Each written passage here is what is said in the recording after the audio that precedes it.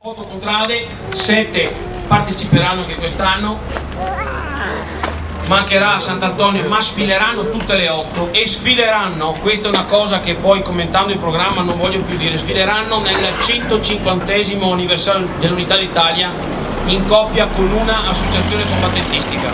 quindi altra cosa per noi molto importante. E qui abbiamo avuto il supporto del vice sindaco Baseccio per questo e che voglio ringraziare, perché poi le cose bisogna anche decidere di farle, perché se non si decide di farle non si fanno mai. Dico, ho 7 contrade, parteciperanno, abbiamo una sfilata, poi la commento, che riteniamo sia prestigiosa se il tempo ci assiste, perché il tempo sarà determinante come sempre.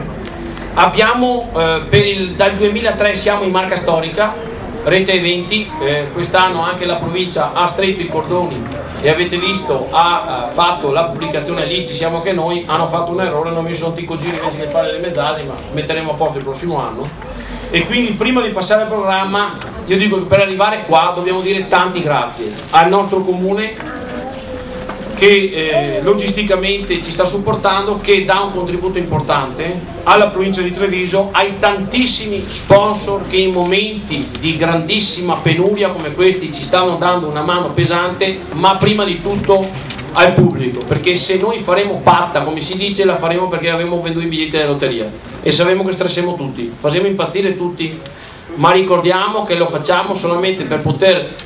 avere a disposizione i mezzi per andare avanti a portare 1000 posti a sedere in piazza, perché pensiamo che pur risparmiando con dei posti più spartani noi dovremo assicurare anche quest'anno 1000 posti a sedere. Non sono pochi, assessore, sapendo che abbiamo avuto un dimezzamento di alcuni finanziamenti, sapendo cosa è il costo dei mezzi oggi, quindi questo per noi è fondamentale. Io parlo del programma e poi andiamo a parlare, perché vedete non ho ancora citato il nome del palio, io leggo il programma del 22° Palio di Mezzadri e mi fermo lì,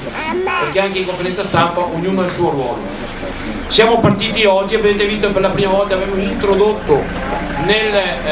programma la conferenza stampa, venerdì avremo le verifiche arbitrali nell'oratorio di Paderno e poi alle 22 il sorteggio delle corsie di gara, che sono importanti perché determinano il primo che tira con la fionda, il primo che parte con la bunea e tutta la serie degli accoppiamenti del tiro alla fune. Non è così una sciocchezza il sorteggio, non è una sciocchezza, soprattutto per le ultime 7 manche collegate del tiro alla fune e per la partenza del tiro con la fionda, non è una sciocchezza. E poi siamo riusciti, qui dobbiamo ringraziare particolarmente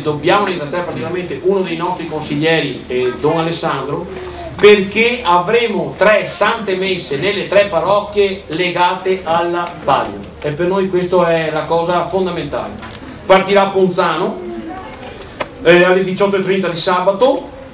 poi andrà avanti Merlengo alle 9 di domenica e alle 10:45 chiude Paderno.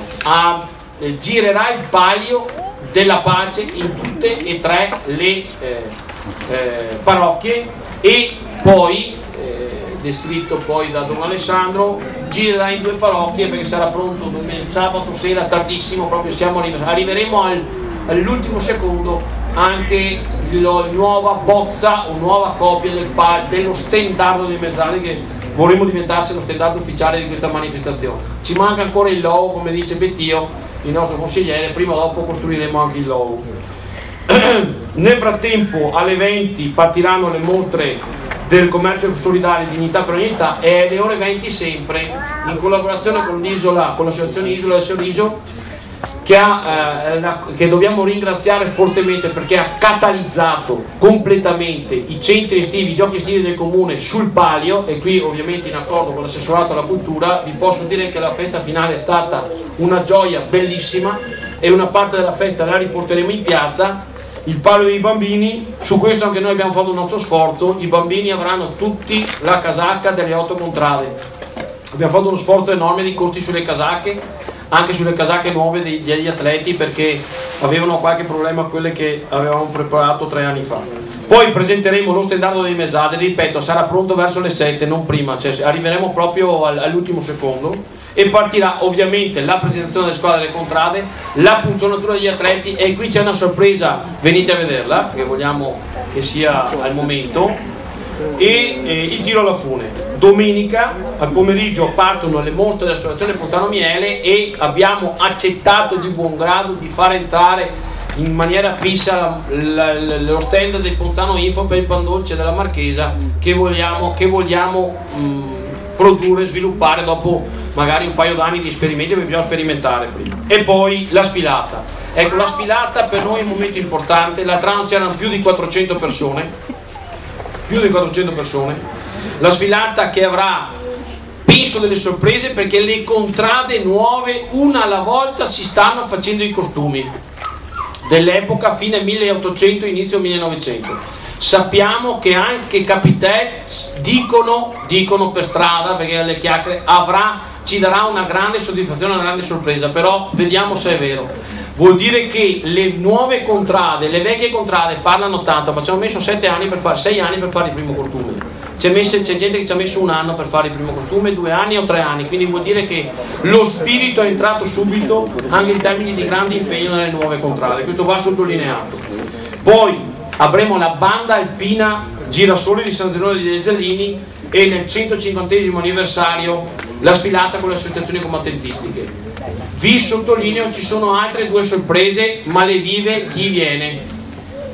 Sono sorprese legate all'entrata delle squadre, le vive chi viene. Noi non le vogliamo svelare, perché sennò sveliamo tutto. E poi il palio, i nostri 6 giochi, la fionda,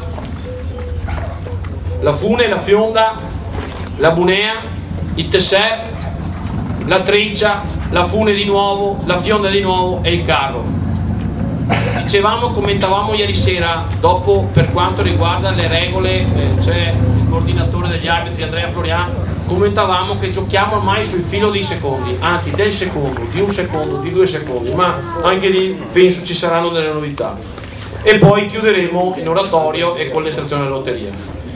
Come vedete sono stato molto limitato nel parlare del Palio di Mezzaldi, perché io passo la parola, perché Palio di Mezzaldi, dopo un lungo lavoro fatto, approvato dal Consiglio dell'Assemblea e la produzione anche di un opuscolo, ma per tutto questo passo la parola al parroco di Merlico, che è consigliere di Ente Palio, Don Alessandro Del Ben.